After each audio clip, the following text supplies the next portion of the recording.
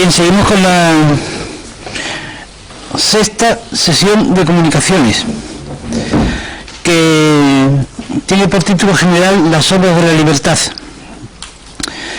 Y tengo tres compañeros para hablar de las sombras. Bueno, tampoco hace falta mucho de sol, así que estamos a la sombra absoluta. En primer lugar va a hablar don Luis Miguel García Lozano, de la Universidad de Murcia. A continuación, doña Mónica Silva Ferrer, de la Universidad Central de Bogotá. Y en tercer lugar, don Mario Trujillo Bolio, que es del Centro de Investigación y Estudios de Sociología y Antropología Social de México. Es que tiene un nombre muy feo, se llama CIESAS. En español CIESAS tiene un nombre comunitario un poco complejo, así me cuesta trabajo decirlo. Bien, empezamos con el compañero Luis Miguel Cerozalo. Su aportación se titula Hacia una nueva justicia en Cádiz, la creación del nuevo sistema judicial y su articulación jurídica en las Cortes Extraordinarias.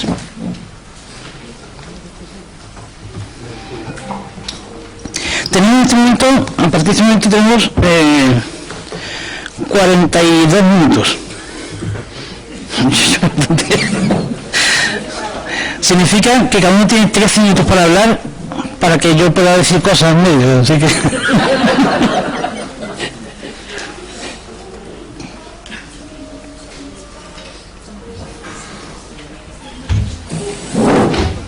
Pues Miguel, como...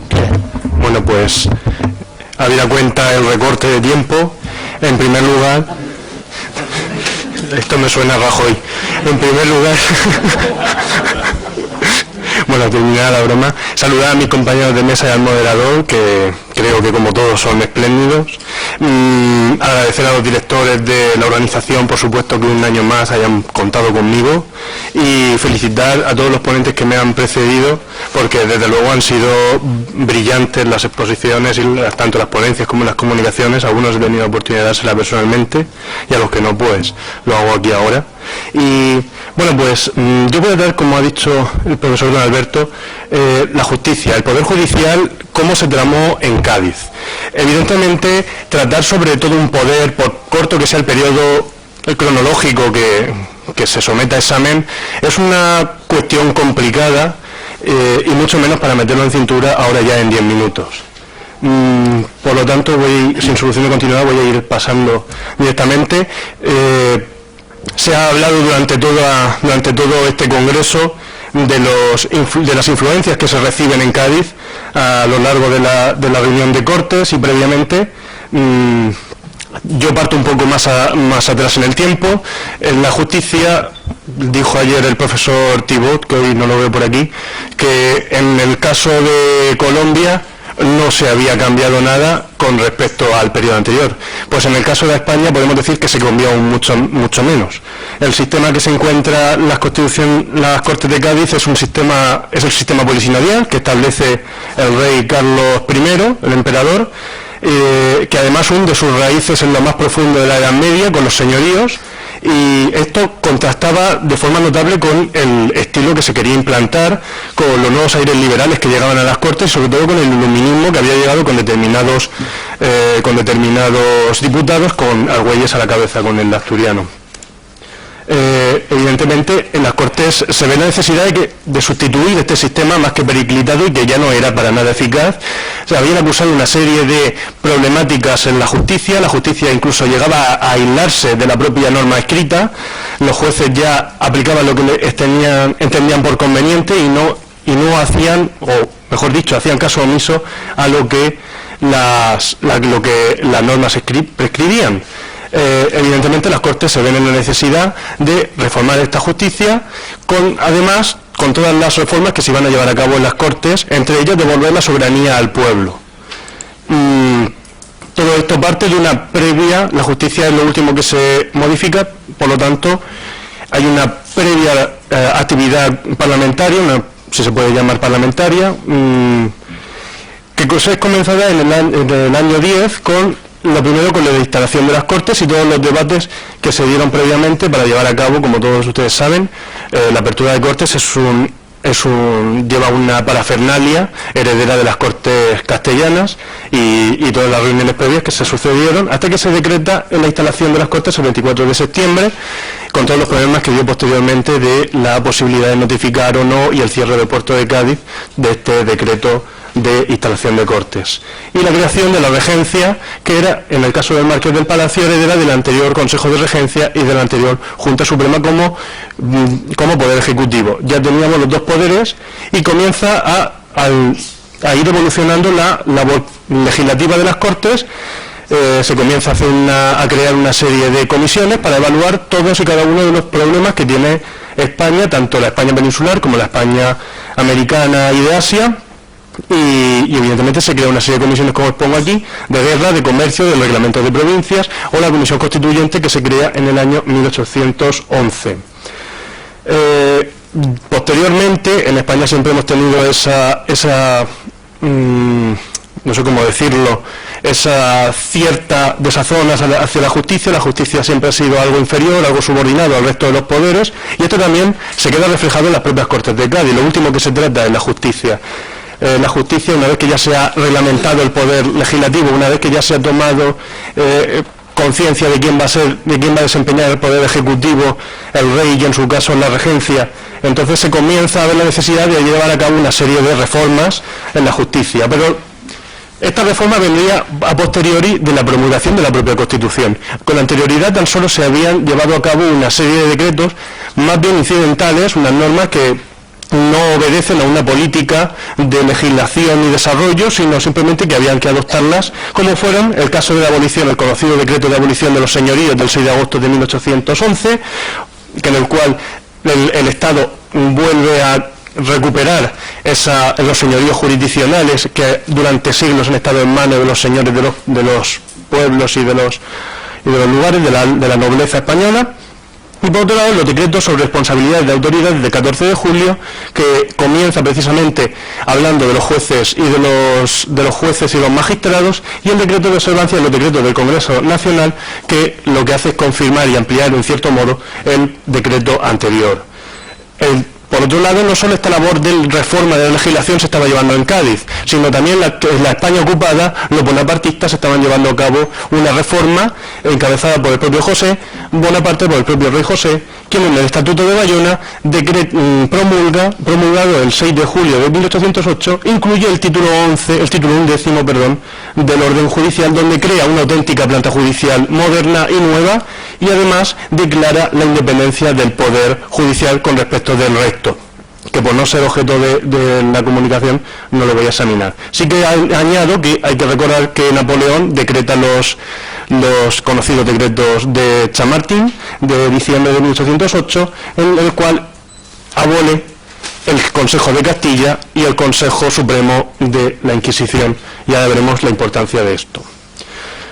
La justicia, como ya he dicho anteriormente, el hito más importante que tiene es precisamente la promulgación de la propia Constitución gaditana, a cuya aprobación se impuso un posterior desarrollo normativo, partiendo de que ya la propia Constitución es muy reglamentaria en este asunto.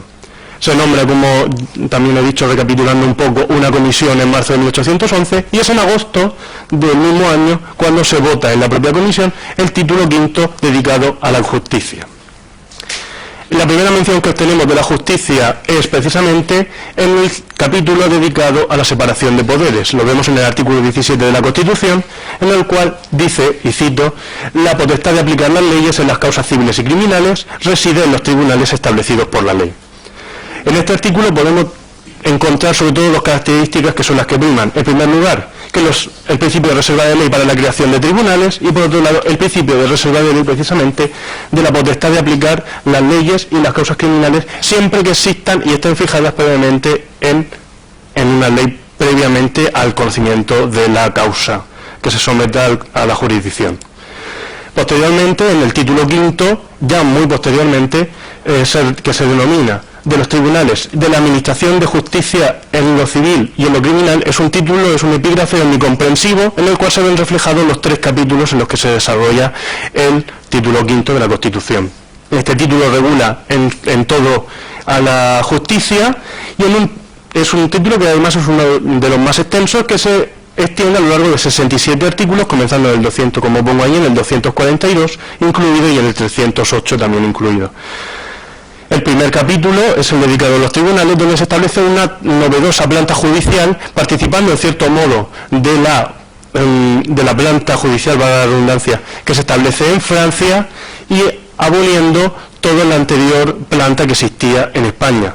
Y posteriormente, en el título segundo y en el tercero, se dedican exclusivamente, por materia de competencia, a lo civil y a lo criminal. En cuanto a la planta judicial, aquí está diciendo una comparativa para que entendamos la gran reforma que se establece en Cádiz. Partimos del sistema polisinodial, creado por, como ya he dicho, por el emperador, en el cual en la cúspide tenemos al Consejo de Castilla y a otros consejos como el Consejo de Indias. Subordinado a él las chancillerías, que tenían sede en Valladolid y en Granada, solamente eran dos, y a ellas se subordinaban las audiencias. Las audiencias, había más audiencias en todo el nivel, a nivel español. Y a ellas están subordinadas los alcaldes y los señores, que recordemos, los señores eran la nobleza que poseía un señorío, y entonces tenían desde la baja edad media posibilidad de impartir justicia como uno de los derechos que tenían adheridos a su señorío. Y los alcaldes, aunque pueda parecer la terminología, los alcaldes era como se denominaba antiguamente a los jueces. Actualmente los alcaldes es una figura política. Y también resaltó los tribunales especiales, que son por todos conocidos, la Inquisición, el Tribunal de Órdenes Militares o la jurisdicción militar, representada en su cúspide por el Consejo de Guerra. Sin embargo, el sistema constitucional establece una novedosa planta judicial, y en su cabeza establece el Supremo Tribunal de Justicia, que es el antecedente de nuestro actual Tribunal Supremo, subordinado a las audiencias, que venían a ser como los tribunales superiores de justicia, solo que en la actualidad no ejercen esa labor de segunda instancia. Anteriormente, en la Constitución de Cádiz sí. A ellos se subordinaban los juzgados, que vendrían a ser como los actuales juzgados, y ya sí que se contemplaban los tribunales especiales por razón de la persona, como son el Tribunal de Órdenes Militares, que como recordarán o como sabrán muchos de ustedes, posteriormente el Tribunal de Órdenes Militares se une al Tribunal Supremo actual, y de hecho el collar que lleva el presidente del Tribunal Supremo lleva los ojos de la justicia y cada uno de los símbolos de las 4 órdenes militares que tienen en España, que existen en España. A ellos también se añade la jurisdicción eclesiástica y la jurisdicción militar. No se contemplaba la Inquisición, que sería abolida posteriormente en el año 1813. Sin demora paso al análisis de la normativa que se desarrolla para el Tribunal Supremo. Evidentemente, lo primero y primordial es la Constitución como norma superior. La Constitución, además, como ya he dicho, es una norma totalmente reglamentista, en el cual hace un desarrollo de cómo debe de ser el Tribunal Supremo, y a ello van apareciendo una serie de normativas. Es importante resaltar que 2 días antes de que la Constitución fuese aprobada, se hace la propuesta por los diputados de 3 decretos, en concreto el decreto de nombramiento de ministros del Supremo Tribunal, el decreto de calidades que deben concurrir en los ministros del Tribunal Supremo, y el decreto que lo veremos posteriormente de la creación del Tribunal Supremo, del Tribunal de Órdenes Militares, perdón. Todos ellos, como ya digo, se hace y se presenta 2 días antes de la aprobación de la Constitución, en vistas de que el desarrollo reglamentario, que el desarrollo normativo sea lo más rápido posible. Aquí vemos una serie de normas que por tiempo pues no voy a ir citando todas. Sin embargo, me parece de gran importancia la norma sobre el decreto sobre cómo debe expedir el Tribunal Supremo sus ejecutorias, por la importancia que tendrá a la hora de ejecutar sus propias sentencias. Aquí tengo una serie más de decretos que hemos ido encontrando, y entre ellos también destaca, y lo quiero hacer notar, el decreto sobre cómo debe conocer el Tribunal Supremo el recurso de nulidad. Este decreto, que posteriormente, como toda obra legislativa de las Cortes de Cádiz, sería abolido por Fernando VII, es un decreto importante porque supone un precedente para la actual normativa de la Ley de Enjuiciamiento Civil que conocemos, aún en vigor, la de 1881. Y también es importante el decreto, que ahora no lo veo, la orden sobre qué individuo del Tribunal Superior, del Supremo Tribunal de Justicia, deberán terminar en revista los negocios pendientes de los consejos extinguidos. Se extinguen los consejos, se abolen los consejos y esto supone una situación de inseguridad jurídica total, porque hay una serie de procesos que se están llevando a cabo y se están dirimiendo allí, que al abolirse, ¿dónde se terminarán? Entonces este decreto vino a resolver esa incógnita que se planteó. En cuanto a las audiencias y juzgados, también, como vemos, hay un desarrollo normativo. Voy a resaltar sobre todo dos: el reglamento de audiencias y juzgados de octubre de 1812 y el reglamento, la orden, sobre arreglo de los juzgados de los partidos de provincia, que son, a mi modo de ver, los más importantes.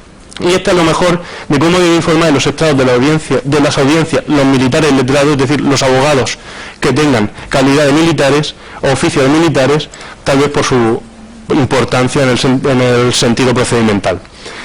Ya en cuestión de materia, por razón de la materia, nos metemos en la jurisdicción civil y en la jurisdicción criminal.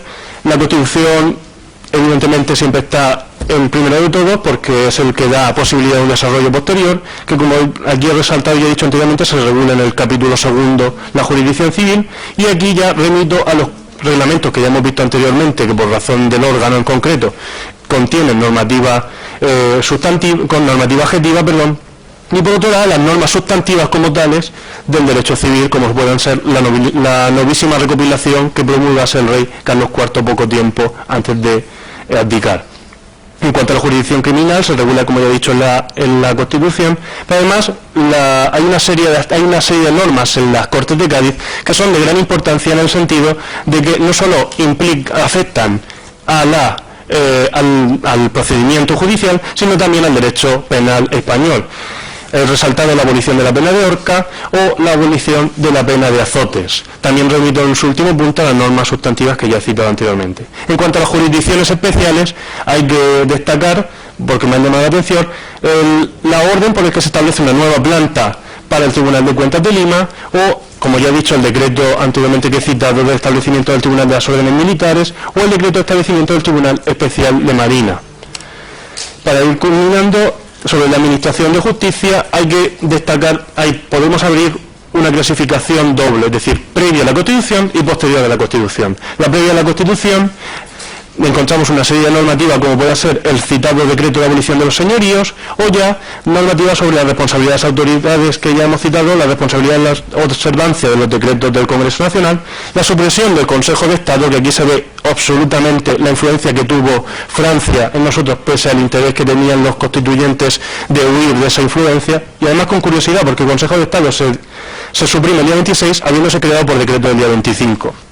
Y por último, el reglamento de regencia del reino, que también tendrá su importancia y su incidencia en la normativa posterior, procedimental posterior. En cuanto a la normativa que se desarrolla y a la reglamentación que se desarrolla posterior a la Constitución, destaco el decreto sobre calidades que deben de tener los empleados de la judicatura, o cómo incluso llegar un punto de precisión sobre cómo debe de extenderse las minutas de los títulos, es decir, qué palabras debe de incluir los títulos en los que se nombren a los magistrados de los distintos tribunales. Y yo creo que ya, pues, para ya no robarle más tiempo a mis compañeros, pues ya voy culminando, resaltando que se incluyó incluso decretos. Aquí he resaltado el del sueldo del magistrado del Tribunal Supremo, pero también está el de los sueldos de los juzgados y de las audiencias. Y nada más. Muchas gracias.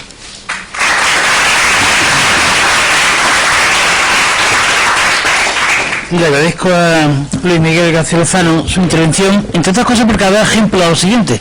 Sí, se ha tenido exactamente el tiempo que le he dado, son 13 minutos, y lo ha tenido exactamente el tiempo.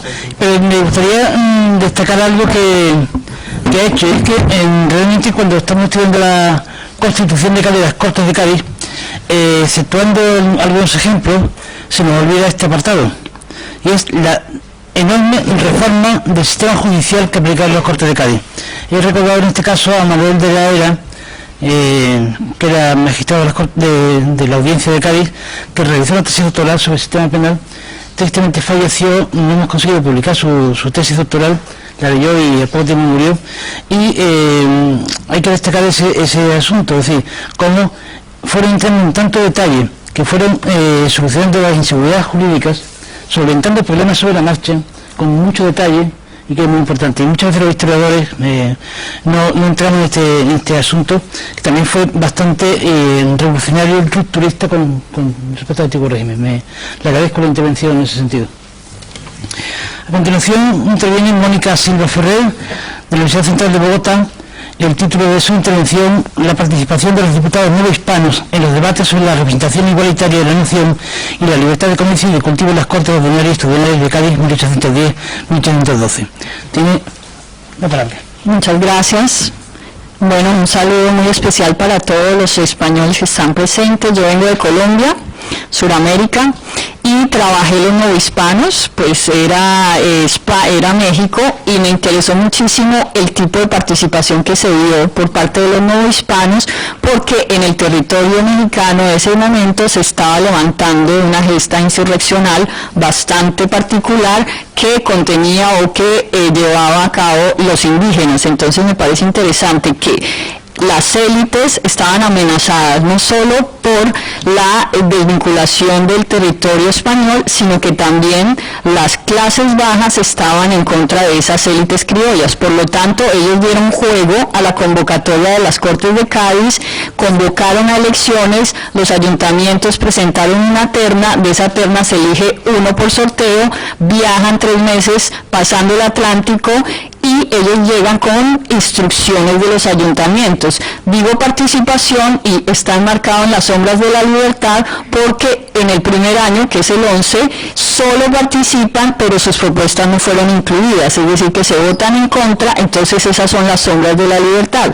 Una propuesta a las que ellos acatan, viajan, participan, proponen y se tienen que devolver con las instrucciones de los ayuntamientos. Entonces el primer tema crucial que estaban debatiendo los neohispanos estaba enmarcado en la línea de la propuesta americanista de la igualdad en la participación. Entonces los americanos radicaron en diciembre una propuesta de 11 puntos.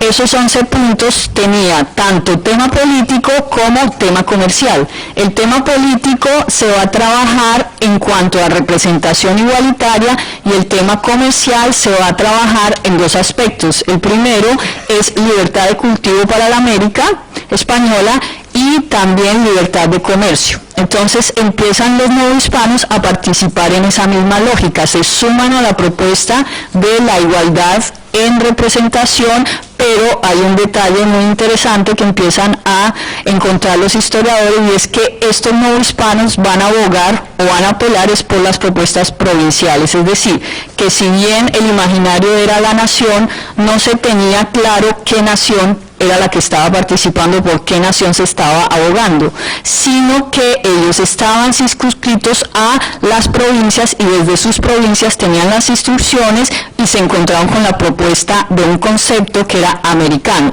Entonces voy a permitirme leer unas páginas de lo que encontré acerca de la representación igualitaria y si queda tiempo voy a referirme al tema de cultivos y de comercio, que fue uno de los puntos donde sí tuvieron, digamos, acogida 2 propuestas de 2 diputados que lograron ampliar el intercambio comercial entre algunos puertos en América.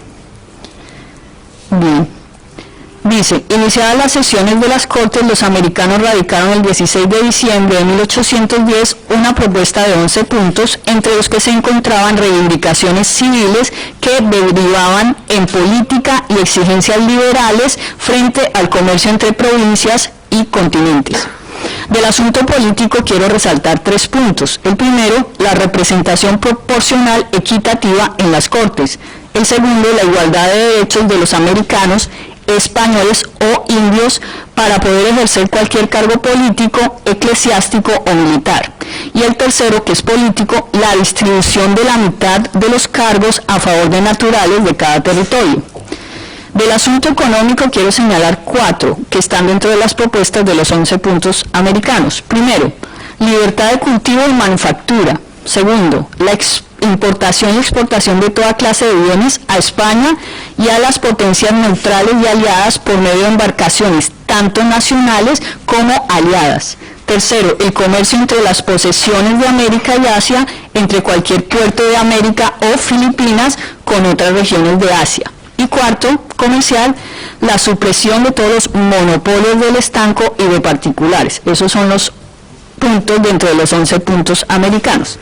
Esas propuestas estaban incluidas en las instrucciones que cada diputado traía de las provincias por las que fueron elegidos y que se leían en cortes para luego ser presentadas formalmente en las comisiones correspondientes. La propuesta novohispana en el marco de la propuesta americanista. Voy a saltarme ese punto que lo expliqué y voy a entrar de una vez a la propuesta de los novohispanos en cuanto a la representación igualitaria. ¿Qué decían ellos o qué proponían? A la llegada de los primeros novohispanos, el debate sobre la representación igualitaria entre peninsulares y americanos avanzó. José Miguel Gurudí Alcocer, diputado de Tlaxcala, aprovechó la petición americana de la igualdad de representación nacional para realizar una petición provincial. Al respecto señaló que el único medio de atajar el gran mal, o sea, la insurrección de Morelos, refiriéndose a la insurgencia, era reconocerle la igualdad de representación a los americanos, pero a medida que fue exponiendo la situación de su provincia, el discurso se inclinó hacia una petición de carácter regionalista. Refiriéndose a la miseria en la que estaba sumergida su provincia, demandó la igualdad en términos de hacer equitativas las condiciones comerciales entre la provincia y España. Asimismo, la igualdad de condiciones para ocupar cargos en el gobierno local, es decir, la propuesta fue tomada en tono provincial y fue aprovechada para demandar asuntos netamente comerciales. El hecho de que Gurudí Alcocer abogara por su provincia se puede explicar si se tiene en cuenta que cada diputado novohispano llegó a las Cortes con instrucciones de su provincia, con el fin de exponerlas y, si era el caso, discutirlas en las respectivas sesiones. Continuando con el debate de la representación igualitaria, el representante de Querétaro, Mariano Mendiola, quien llegó el 18 de enero de 1811, día de la votación de la propuesta, se refirió al asunto tratado y también aprovechó esa discusión para informar detalladamente la situación en la que se encontraba su provincia a propósito de la amenaza insurgente.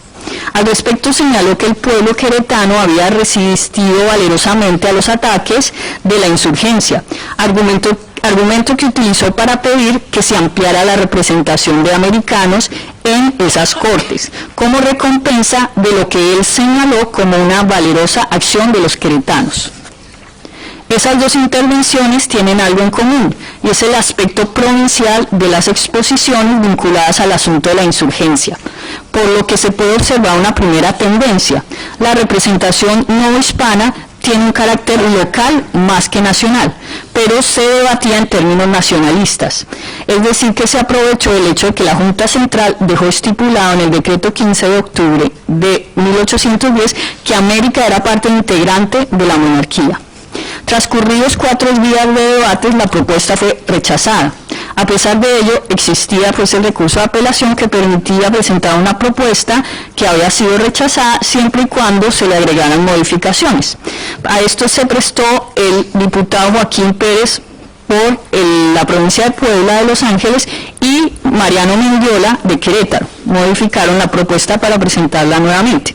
El 20 de enero, Pérez leyó la propuesta modificada, la cual fue admitida para debate. Iniciado el nuevo debate, la intervención en defensa de la propuesta lo protagonizó el novohispano Gurudí Alcocer, quien en una amplia exposición esta vez pidió la inclusión de los indios en la representación nacional.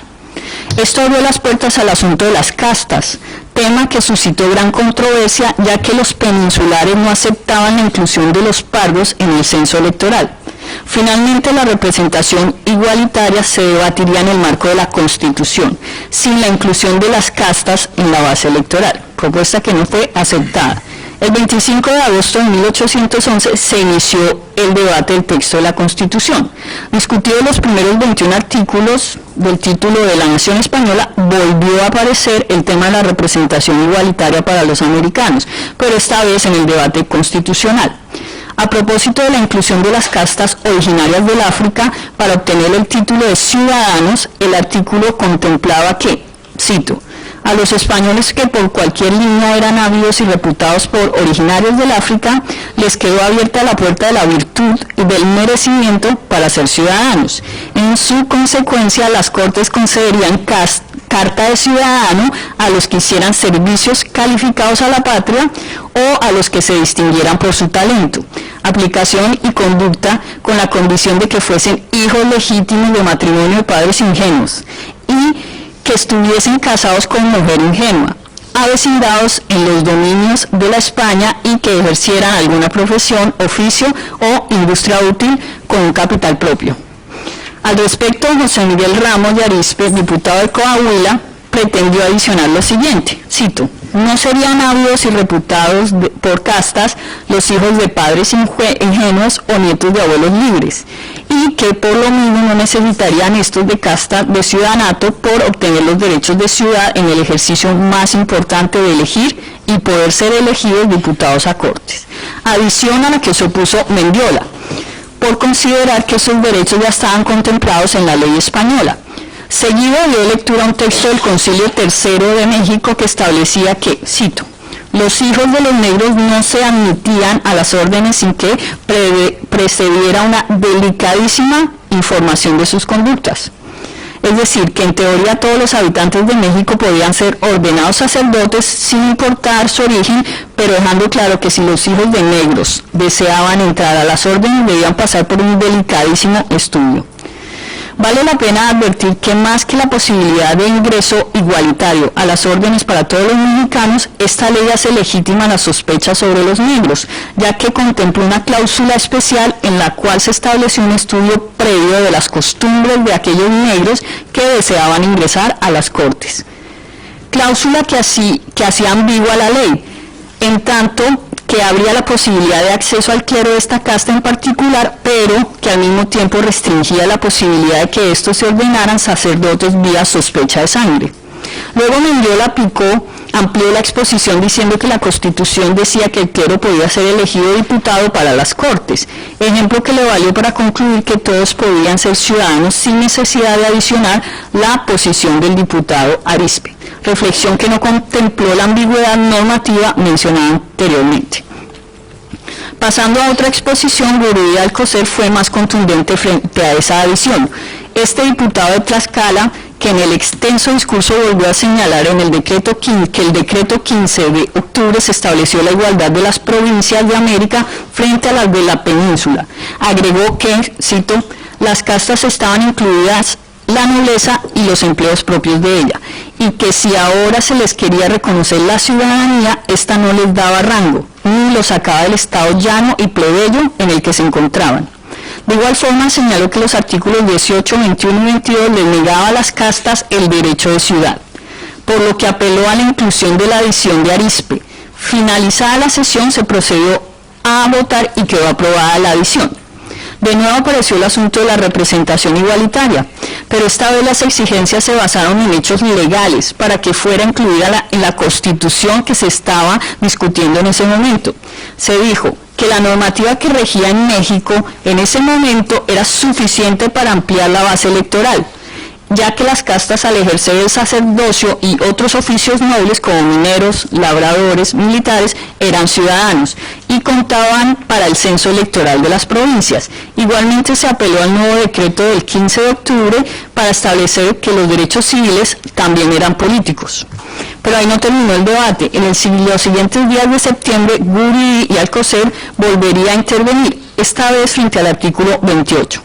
Al respecto dijo que si bien concedía una misma base para la representación nacional en la península y América, su redacción no dejaba claro el número de diputados para América.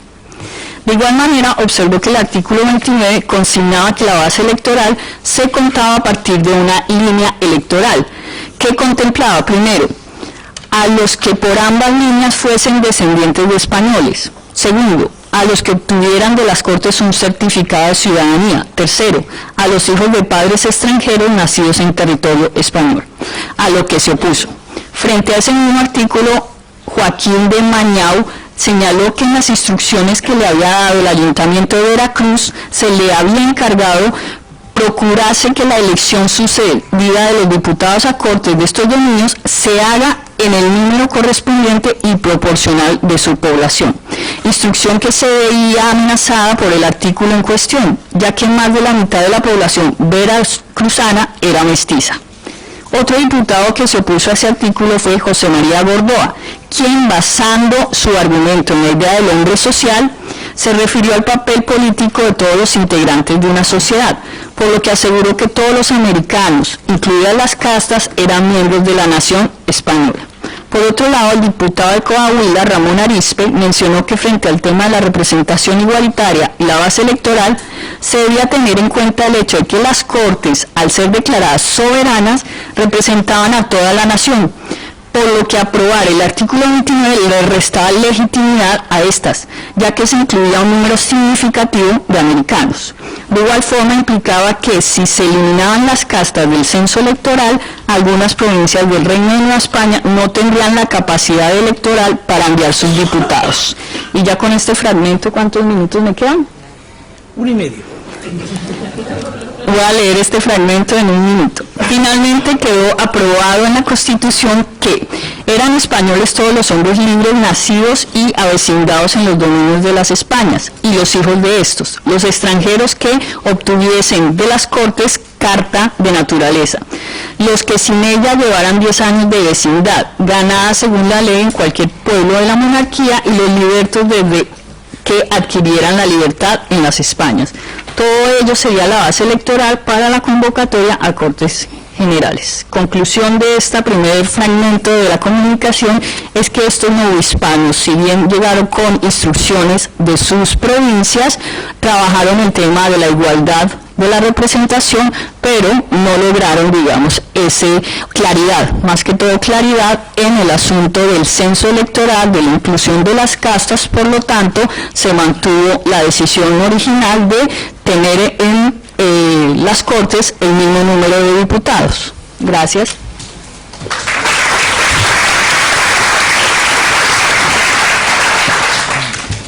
Bueno, en realidad se ha pasado el tiempo, o sea que como el tema me interesa mucho, pues se lo he dejado continuar.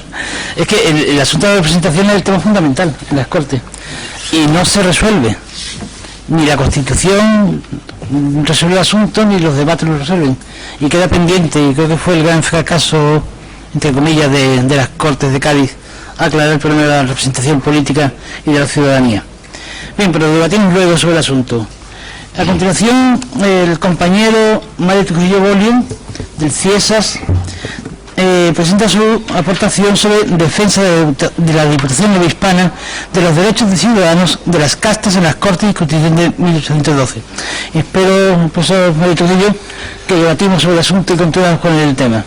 Muchas gracias por la invitación. Perdón, como la compañera... Es que me estás quitando un minuto. Es que como la compañera Mónica Silva se ha pasado el tiempo, tiene 10 minutos.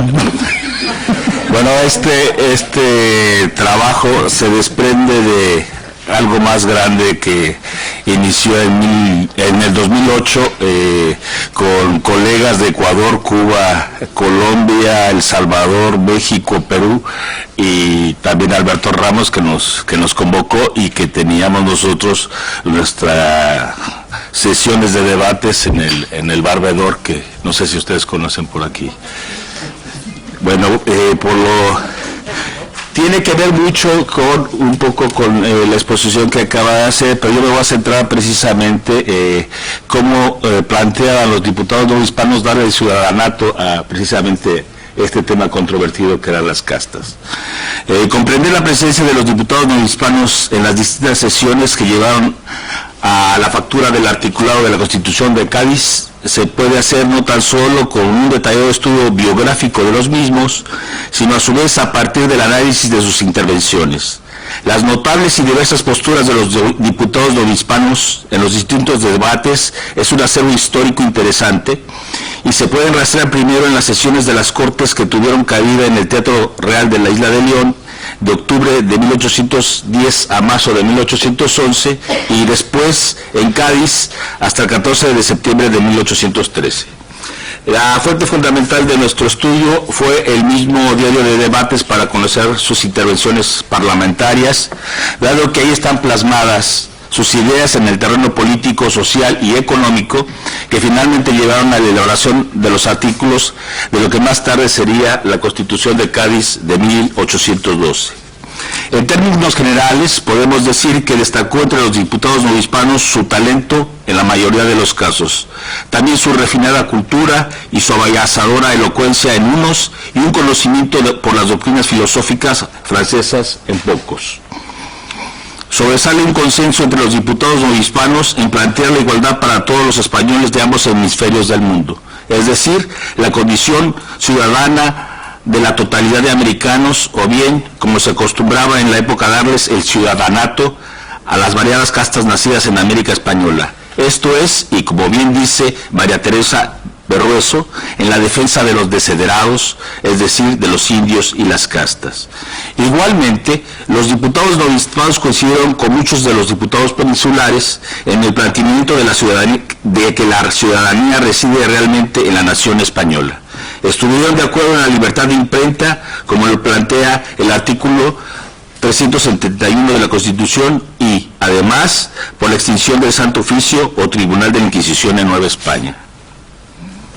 En varias de sus intervenciones pregonaron la unificación en la administración virreinal de los mandos militares, del poder político y los asuntos hacendarios, así como en la supresión de las alcabalas. Y pese a que pidieron cierta racionalización y organicidad de la administración colonial y cuestionaron el despotismo de la metrópoli, exigiendo una justicia rápida y expedita, los diputados novohispanos plantearon en estos asuntos que estos asuntos deberían participar todos los indios, pero sobre todo los elementos que constituyeron una élite formada por el poder del clero, los criollos peninsulares enquistados en la burocracia virreinal, así como los comerciantes de los consulados de Guadalajara, México y Veracruz. Si bien es cierto que los diputados ultramarinos pidieron la restauración de las antiguas tradiciones españolas y demandaron una reforma al orden colonial, no demandaron en cambio el tradicional sistema corporativo español, esto es, las formas del poder político y económico del clero que dominaba en Nueva España. Tampoco solicitaron una innovación de las despóticas y decadentes estructuras políticas administrativas que la corona española había impuesto a sus posesiones ultramarinas a lo largo de los siglos XVI, XVII y XVIII. Aquí en todo caso sobresalen como más radicales y lúcidos José María Blanco White y Flores Estrada, pues ambos plantearon que para los tiempos que se vivían y en plena intervención napoleónica era necesario abrir nuevas soluciones para el problema americano. En particular, destaca lo que Blanco White propuso desde su periódico, una política autonomista para los americanos, esto es, que se gobernasen por sí mismos, pero sin separarse de España. Entre los diputados novohispanos, el artículo 22 fue el que causó mayor polémica. Lo anterior debido a que se refería a la obtención de la ciudadanía de aquellos individuos que hubiesen tenido un origen o haber nacido en África. Se dieron constantes intervenciones el 4 de septiembre de 1811. Debatieron el diputado por Guadalajara, José Simón de Uría, por Tlaxcala, José María Miguel Guridi, y Alcocer, y por Zacateca, José Miguel Gordoa. El primero manifestó que la Constitución deslucía al señalar que, cito, el origen por sí solo no puede influir tan imperiosamente en la porción numerosa de estos españoles que, respetando la parte sustancial de la soberanía que les corresponde, les prive de solo ese accesorio accidental. Y fue precisamente José Simón de Uría quien iniciara el cuestionamiento de qué sucedería si en América no fuesen reconocidos como ciudadanos los diversos grupos sociales conocidos como castas. Uría advertía que las castas eran originarias de África y que habían proporcionado distintas uniones raciales a lo largo del proceso colonial y que, por lo mismo, surgieron varias generaciones de las mismas en Nueva España.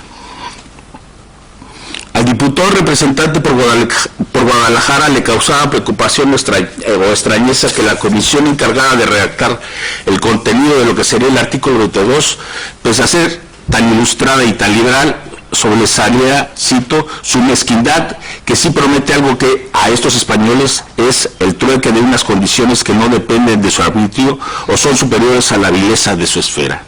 Uría proponía más adelante, y sin preocupación alguna, que los individuos pertenecientes a las castas, que la propia Constitución los eleve a la clase de los ciudadanos llanos y comunes, que es lugar que les corresponde como hombres buenos que son. En En sus planteamientos, con cierta dosis de filantropía, José Simón Uría argumentaba el papel que tuvieron los habitantes que habían sido parte del proceso de mestizaje en el progreso de Nueva España y, al mismo tiempo, por ser parte integrante del ejército realista que enfrentaba a la plebe insurgente mexicana, al decir, nuestras castas son las depositarias de todo nuestro bien y felicidad. Nos suministran brazos que cultivan la tierra que produce sus abundantes frutos. Advirtió este diputado que las castas eran quienes extraen de sus extrañas, a costa imponderables afanes, la plata que anima el comercio y que enriquece. Salen de ella los artesanos, se presentan a cualquiera del trabajo público y particular, dan en aquellos países el servicio de las armas y son, en la actualidad, la robusta columna de nuestra defensa y de los demonios. O sea, se estaba refiriendo a la insurrección que había. Terminará su intervención expresando lo siguiente: la justicia clama a mi favor para que los distinga con el título inferior, con el inferior título de ciudadanos. Finalmente, José Simón hizo una propuesta para modificar el artículo 22 constitucional a partir de la siguiente redacción: son también ciudadanos los españoles originarios de África, hijos de padres ingenuos, que ejerzan alguna profesión o industria útil, o que tengan alguna propiedad con que puedan subsistir honradamente. Es la cuestión de la propiedad, pero también era la cuestión de los ciudadanos y cuántos diputados iba a tener América o Nueva España ante la Diputación, y eran millones de individuos de las castas. ¿Cuánto tiempo tengo? Tiene 7 minutos todavía. Bueno, José Miguel Guardia Alcocer en su intervención recalcaba que de principio la comisión que había elaborado el contenido del artículo 22 no ofrecía la calidad de ciudadanos a los españoles que tuviesen un origen africano, y categóricamente establecía que los oriundos de África sean ciudadanos, lo exige la justicia y codemanda la política. Refiriéndose a los individuos de sangre africana y avecindados en América y el Caribe, decía, muchos de ellos no solo son originarios del territorio español por una línea, por 3 costados o aguileños. Y antes de terminar su intervención advertía, los pueblos que descienden de nuestras castas jamás nos han hostilizado, y más bien nosotros hemos sido sus enemigos, esclavizando a sus habitantes. ¿Será por el color oscuro? No, porque las casas tienen un color moreno como el de los indios, a quienes no se excluye por esto en el derecho de ciudad. Algunos los tienen más claro que los indios y otros son tan blancos como los españoles. También el diputado por Zacatecas, José Miguel Gordoa, contribuyó con otras tantas ideas al debate sobre las castas. Dijo que, como español, representante de la nación y americano, le parecía que el contenido del polémico artículo 22 había que modificarlo o simplemente suprimirlo, por su inconsistencia y contradicción.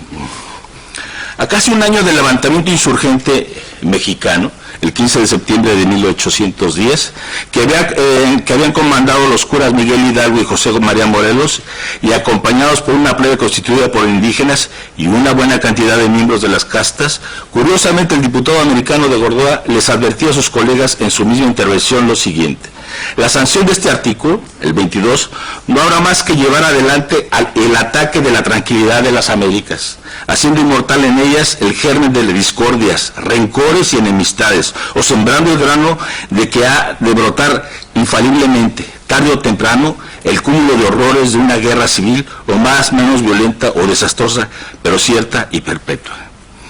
Cabe decir que también fue elocuente en su intervención el diputado por Coahuila, Miguel Ramos Arizpe, el 15 de septiembre de 1811, y no está el compañero de Coahuila, ¿verdad? ¿No? En pleno de los constituyentes, y todo no tan solo para frenar el rechazo de darles a las castas de la ciudadanía, sino también para la consolidación de la misma nación y el Estado español. Afirmaba Ramos Arizpe que en las Cortes deberían partir los esfuerzos y recursos para frenar la intervención napoleónica en España y su terrible opresión, pues de ello dependía la propia existencia de la nacionalidad española. Establecía que la nación se afirma como sobre 2 polos, en la península y en América, y si cualquiera falla, peligra su existencia y podrá hundirse en ese anchuroso mar. Sin embargo, Ramos Arizpe le recordaba al Pleno que poseían ciertas dudas sobre la importancia que tenían los reinos de ultramar de que España Por principio de justicia y eterna equidad, los cargos y obligaciones son la medida proporcional de los derechos. Es constante que México ha remitido a vuestra majestad por un año 20 millones de pesos de pechos y derechos.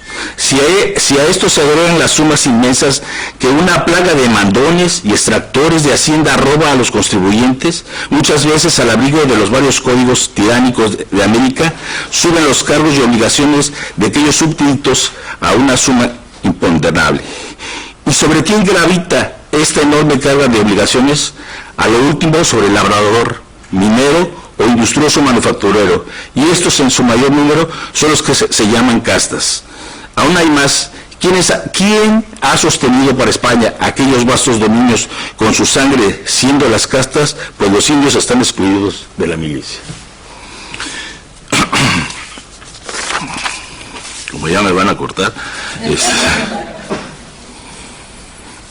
Bueno, finalmente quiero referirme a la intervención de José Valle de Cisneros, representante de diputado por la Ciudad de México, en el pleno del 6 de septiembre de 1811. Su discurso lo centró en algunos de los argumentos que había señalado el constituyente Arizpe, pero advirtiéndoles a los tribunos, además, que como diputado representaba a la población más numerosa de la provincia del Reino de Nueva España y que, por sí misma, su población desea y estima de justicia la reintegración de todas las clases en los derechos ciudadanos.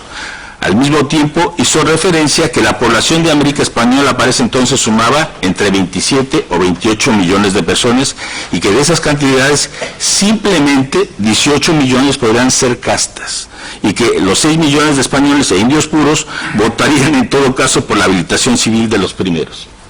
Mencionaba que algunos personajes habían obtenido la habilitación expresándose así, o sea que algunos habían obtenido la ciudadanía, pero como dice: yo he conocido mulatos que han sido condes, marqueses, oidores, canónigos, coroneles y caballeros cruzados por medio de la intriga, del cohecho, del soborno, de informaciones falsas, perjurios y adulteramientos de los libros o de registros públicos. Y he visto que los han logrado con esos destinos instintivos por medio reprobados a pesar de saber su mezcla.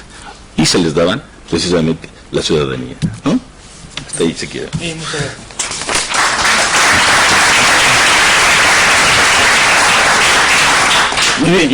Habrá comprobado que mi fama de persona dura ha cohibido a los ponentes y se han limitado el tiempo.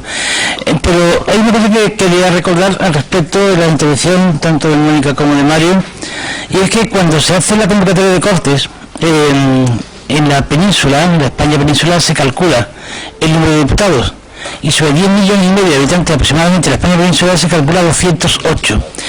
Si se hubiese aplicado eso a América, con 16 millones, hubiese habido unos 330 diputados americanos. La mayoría hubiese sido de diputados americanos.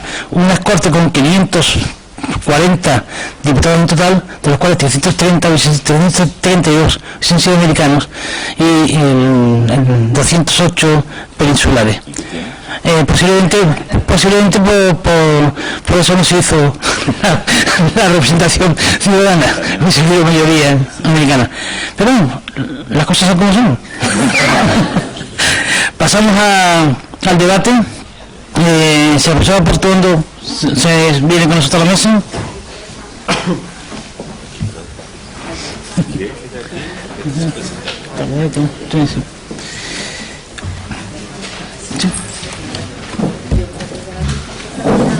Después de la ponencia. Bien, la coordinadora profesora Lozano Salado me corrige. Hace tiempo se atrevió a hacerlo, ahora se lo hace. Y me dice que el debate es después de la ponencia del profesor Moreno Luzón. A partir de las 6:30 hasta las 7. Pero es que veo el público muy interesado, que no quiere descansar, vamos, hacemos el descanso. El profesor Moreno Luzón han llegado ya, y así que podemos posponer el debate, si les parece. Pero de todas formas, vayan reflexionando, no se vayan de fiesta, piensen.